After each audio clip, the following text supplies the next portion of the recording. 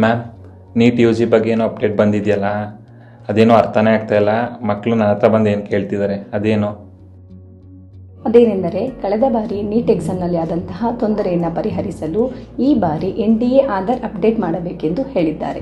ಹಾಗಂದರೆ ವಿದ್ಯಾರ್ಥಿಗಳು ತಮ್ಮ SSLC ಸರ್ಟಿಫಿಕೇಟ್ನಲ್ಲಿ ದೃಢೀಕರಿಸಿದಂತೆ ತಮ್ಮ ಆಧಾರ್ ಅಪ್ಡೇಟ್ ಮಾಡಬೇಕೆಂದು ಹೇಳಿದ್ದಾರೆ. ಈ ರೀತಿ ಅಪ್ಡೇಟ್ ಮಾಡಿದಂತಹ ಆಧಾರನ್ನು ತಾವು ಬಳಸುವಂತಹ ಯಾವುದಾದರೂ ಒಂದು ನಂಬರ್ನೊಂದಿಗೆ ಲಿಂಕ್ ಮಾಡಿಸಬೇಕೆಂದು ಹೇಳಿದ್ದಾರೆ. ಸಂಗೀತ ಮ್ಯಾಮ್, ಅಪಾರ್ ID ಅಂದ್ರೇನು? ಅದರಿಂದ ಏನು ಉಪಯೋಗ?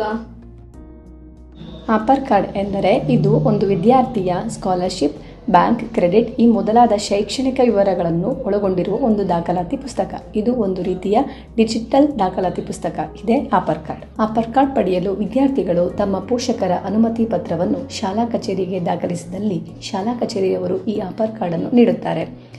ಈ ಆಧಾರ್ ಕಾರ್ಡನ್ನು ವಿದ್ಯಾರ್ಥಿಗಳು ತಮ್ಮ ಡಿಜಿಟಲ್ ಲಾಕರ್ ಅಕೌಂಟ್ನೊಂದಿಗೆ ಲಿಂಕ್ ಮಾಡಬೇಕು. ಇದರಿಂದ ವಿದ್ಯಾರ್ಥಿಗಳು ತಮ್ಮ ಮುಂದಿನ ಭವಿಷ್ಯದ ಯಾವುದೇ ಸ್ಪರ್ಧಾತ್ಮಕ ಪರೀಕ್ಷೆಗಳಿಗೆ ರಿಜಿಸ್ಟ್ರೇಷನ್ ಮಾಡಿಸಲು ಮತ್ತು ಹೆಚ್ಚಿನ ವಿವರಗಳಿಗೆ ಇದು ಕಡ್ಡಾಯವಾಗಿದೆ. ಇದನ್ನು NDA ಅವರು ಮುಂಚಿತವಾಗಿಯೇ ಸೂಚಿಸಿದ್ದಾರೆ. ಅಪಾರ್ ID ಬದಲಾವಣೆಯನ್ನು ಸ್ವೀಕರಿಸೋಣ ಮತ್ತು ಒಟ್ಟಾಗಿ ಮುನ್ನಡೆಯೋಣ.